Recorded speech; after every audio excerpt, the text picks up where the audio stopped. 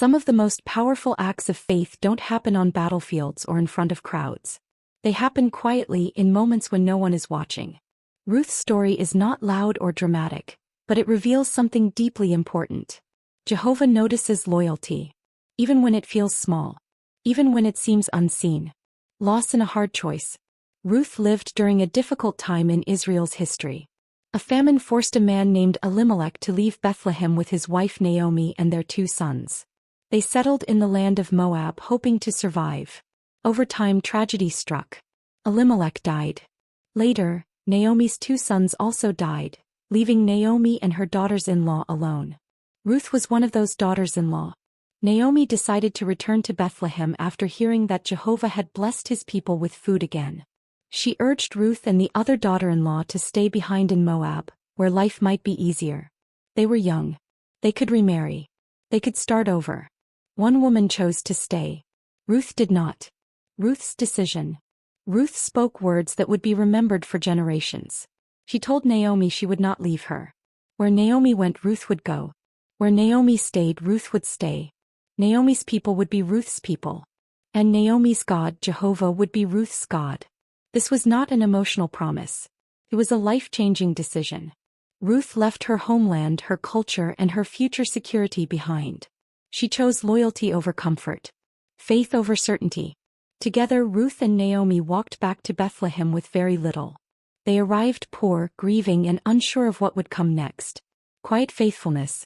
To survive, Ruth went to the fields to gather leftover grain behind the harvesters. This was hard, humbling work. But she did it willingly. The field she worked in belonged to a man named Boaz. He noticed Ruth's kindness, work ethic, and loyalty to Naomi. He learned how Ruth had stayed with Naomi instead of choosing an easier life.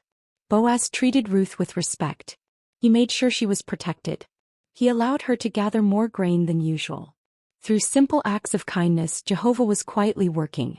Naomi began to see hope again. She recognized that Boaz was a close relative, someone who could help restore their family line. Jehovah's provision. Following Naomi's guidance, Ruth approached Boaz humbly and respectfully. Boaz responded with integrity and honor. He made sure everything was done properly and lawfully.